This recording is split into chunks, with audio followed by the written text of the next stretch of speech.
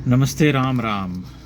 वाल्मीकि रामायण के प्रसंगों को ही आगे बढ़ाते हुए आज माता सीता के बारे में कुछ बातें कहना चाहता हूँ।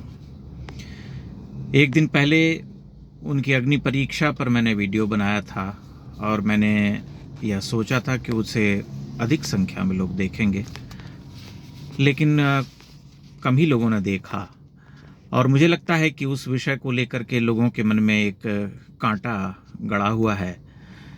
वे कुछ तर्क सुनना नहीं चाहते हैं और उसमें माता सीता के प्रति उनके मन में एक सहानुभूति है। वे दूसरे कोण से उस पर विचार नहीं करते कि क्यों भगवान राम ने उनकी अग्नि परीक्षा ली। खैर, उससे आगे बढ़ते हुए अभी देवी सीता के चरित्र पर हम बात करते हैं। एक अद्भुत संतुलन है सीता के चरित्र में। संपूर्ण भारतीय वाङ्मय में संभवतः वैसी कोई दूसरी स्त्री का उदाहरण नहीं मिलता। मेरी दृष्टि में तो नहीं है, आपकी दृष्टि में हो सकता है हो। महान स्त्रियां और भी बहुत सारी हैं, बहुत महान स्त्रियां हैं, भरमार है, लेकिन सीता अनन्य है। अब देखिए, जब भगवान राम के वन जाने का प्रसंग आता है और यह तय हो जाता है कि उन्हें वन जाना है, तब सीता हट करती हैं। वो कहती हैं कि वो तो जाएंगी ही। तो राम जी उन्हें समझाते हैं, लेकिन वे कहती हैं कि यदि त्वं प्रस्थितो दुर्गम वनम अद्यैव राघव अग्रतस्ते गमिष्यामि मृदगंत कृशकंटकान।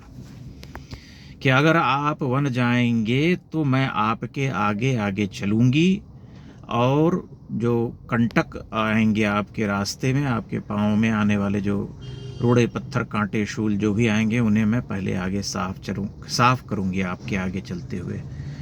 भगवान राम पुनः उन्हें तर्क देते हैं और समझाते हैं कि जैसा हम मानते हैं, समझते हैं, वैसा जीवन नहीं होता है। वन का बहुत कठिन जीवन है, दुर्गम है। तब वे कहती हैं कि सुखम वने निवत्स्यामि यथैव भवने पितुः, यानी सुख से रहूंगी वन में जैसे पिता के भवन में रहती आई थी। अब आप सोचिए, इस तर्क के आगे कौन क्या कह सकता है? इस हट के आगे कौन जो है अपनी चला सकता है? वह तो झुकना पड़ेगा ही, कोई भी हो। भगवान राम भी झुकने को विवश हो जाते हैं। वे वन में जाती हैं, चित्रकूट में रहती हैं। चित्रकूट पहुंचने से पहले जब यमुना पार करती हैं, तब यह प्रसंग जो है बड़ा विह्वल करने वाला है।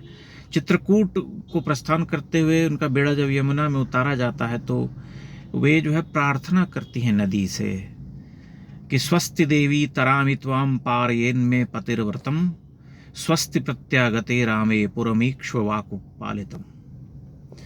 यानी वे किसी सामान्य स्त्री की तरह अभ्यर्थना करती हैं नदी की। वे कहती हैं कि हे नदी, हम आपके पार जा रहे हैं, कृपा कर हमें सकुशल उतारो ताकि मेरे पति अपनी प्रतिज्ञा पूरी कर सकें, जो प्रतिज्ञा वनवास की है। और वनवास काट कर लौटते हुए एक बार पुनः मैं आपकी पूजा करूंगी। वे नदी को प्रणाम करती हैं। अब आप भारतीय स्त्रियों को इस प्रसंग से जोड़ सकते हैं। हजारों हजार वर्ष से देवी, हमारे देश में जो है देवी की पूजा के साथ साथ नदियों की पूजा होती है, या अन्य बहुत तरह की पूजाएं होती हैं। स्त्रियों का जो पूजा उत्सव का जो संस्कार है, जो रीति है, उसे आप देखिए कि वो कहाँ से उसकी जड़ें हम खोज सकते हैं। स्वयं देवी सीता जो है यमुना की पूजा कर रही है। दंडक वन में भगवान राम जब एक समय व्यग्र हो जाते हैं और क्रोधित होकर के कहते हैं कि मैं सभी राक्षसों का वध करूंगा, क्योंकि ये तापसों को कष्ट देते हैं। तापस जो है उनके आगे प्रार्थना करते हैं आकर के, तो सीता जी उनसे सहमत नहीं होती हैं। वे कहती हैं कि नहीं मैं रोचते वीरगमनम दंडकान प्रति कारणम तत्र वक्ष्यामि वदंत्या श्रूयताम। कि हर राक्षस को मारने का जो आपका निर्णय है, इससे मैं सहमत नहीं। वे कहती हैं कि क्षत्रिय केवल इसलिए शस्त्र धारण करते हैं कि संकटग्रस्त प्राणियों की रक्षा कर सकें, ऐसा नहीं कि सबको डराते फिरना उनका काम है। तब अपनी बात को वो पुष्ट करने के लिए वन्य जीवन का अभिप्राय पूछती हैं कि आप यहाँ क्यों आए हैं। वे कहती हैं क्वच शस्त्रम क्वच वनम क्वच क्षात्रम तपः क्वच। कि आप क्यों आए हैं, क्यों, किस लिए, क्या, कहाँ शास्त्र धारण करना, कहाँ यह वनवास, कोई साम्य है? कोई हिंसा में कठोर जीवन, और कहाँ यह जीव मात्र पर दया। तपोवन में रहते हुए आपको मुनिवत रहना चाहिए, तभी आपकी जो आपके दिवंगत पिता की आत्मा तृप्त होगी। भगवान राम उन्हें समझाते हैं कि क्षत्रिय धार्यते चापो नापि, क्या एक श्लोक है मैं भूल रहा हूँ, जिसका मतलब है कि क्षत्रिय सिर्फ इसलिए चाप को धारण करते हैं कि नार्त शब्द, हाँ नार आर्त ध्वनि कहीं से सुनाई न पड़े। किसी की आर्त पुकार अगर हो तो उसे उसकी रक्षा के लिए क्षत्रिय आगे बढ़ते हैं, इसीलिए वे चाप को धारण करते हैं, चाप को। तो इसलिए मैंने वचन दिया है उनको कि उन्हें कोई भी कष्ट देने वाला व्यक्ति या राक्षस जो भी है वह बचेगा नहीं। तो उनके अपने तर्क हैं, सीता जी के अपने तर्क हैं। अब आप दोनों तर्कों को देखें, आप दोनों से आप सहमत हो सकते हैं। सीता जी का स्वाभिमान बड़ा अद्भुत है, और विश्वास जो है पति के ऊपर वह भी विलक्षण है। जब रावण को जब पुष्पक विमान में रावण उन्हें हर ले जा रहा है, तब वे कहती हैं कि एक बार शची का हरण करने वाले व्यक्ति को यह भ्रम हो सकता है कि वह बच जाएगा, किंतु राम की पत्नी का हरण करने वाले को यह भ्रम कभी नहीं होना चाहिए कि वह जीवित रहेगा। वह धरती आकाश पाताल जहां भी जाएगा वह मारा जाएगा। यह उनका विश्वास है भगवान राम के प्रति। जब वे विकल हो जाती हैं, मारीच के पीछे जब भगवान राम जाते हैं और लक्ष्मण को कोसती हैं, धिक्कारती हैं कि तुम जो है जाना नहीं चाहते हो, तुम्हारी नज़र खराब हो गई है। एक स्त्री, एक सामान्य स्त्री कैसे सोचने लगती है पति को संकटग्रस्त पाकर, या इस विचार से कि मेरे पति संकट में हैं, तब वो ये कहती हैं कि मैं गोदावरी में कूद करके अपने प्राण दे दूंगी, गोदावरी प्रवेक्ष्यामि, लेकिन कोई मुझे, मेरे शरीर को कोई छू नहीं सकता भगवान राम के अतिरिक्त। यह उनका प्रेम है। एक अन्य प्रसंग जो मुझे बहुत ध्यान आता है, यद्यपि सैकड़ों श्लोक उनके जीवन पर उद्धृत किए जा सकते हैं, लेकिन आप सोचिए कि छोटे समय में जो बातें मैं कह सकता हूँ वही कह पाऊँगा। हनुमान जी जब उनसे लंका में कहते हैं कि आप माता, आप मेरी पीठ पर बैठ जाइए, मैं आपको सीधे यहाँ से ले चलूँगा, आप मुक्त हो जाएंगे इस राक्षस के चंगुल से, क्यों प्रतीक्षा करना भगवान राम के आने का। तब उनकी बातें सुनने के लायक हैं। वे हनुमान से कहती हैं कि कामम त्वमपि पर्याप्तो निहंतुम सर्व राक्षसान राघवस्य यशो हियेत त्वया शस्तैस्तु राक्षसः, कि तुम राक्षसों का वध कर मेरा उद्धार तो कर सकते हो, लेकिन इससे श्री राम का अपयश होगा।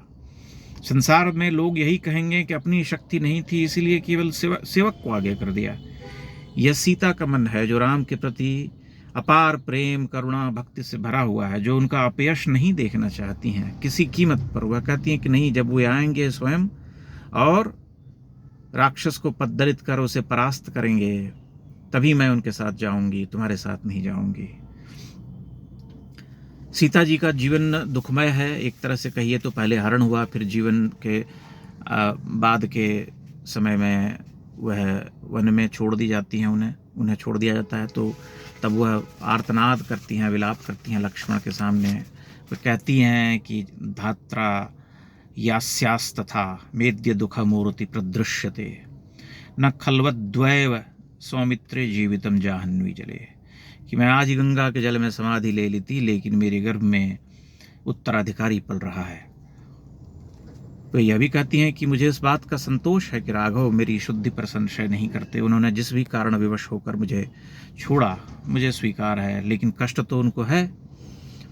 और जब वे अंत में धरती में समाहित होने लगती हैं, तब वे कहती हैं कि यथा हम राघवात अन्यम मनसापि न चिंतये तथा मे माधवी देवी विवरम दातुम अर्हति। अगर मैं राघव के अतिरिक्त मैंने कभी किसी अन्य पुरुष के बारे में विचार भी नहीं किया, तो हे माधवी देवी, तुम मुझे अपने विवर में स्थान दो। सीता का चरित्र अनन्य है। आप पढ़ते हुए कुछ दुख से भर उठते हैं।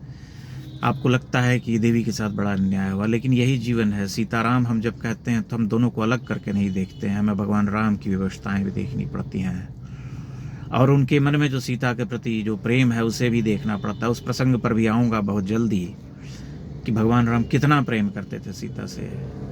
आप मेरे साथ देखते रहें और इस चैनल को सब्सक्राइब करें तो बहुत अच्छा रहेगा। बहुत बहुत धन्यवाद।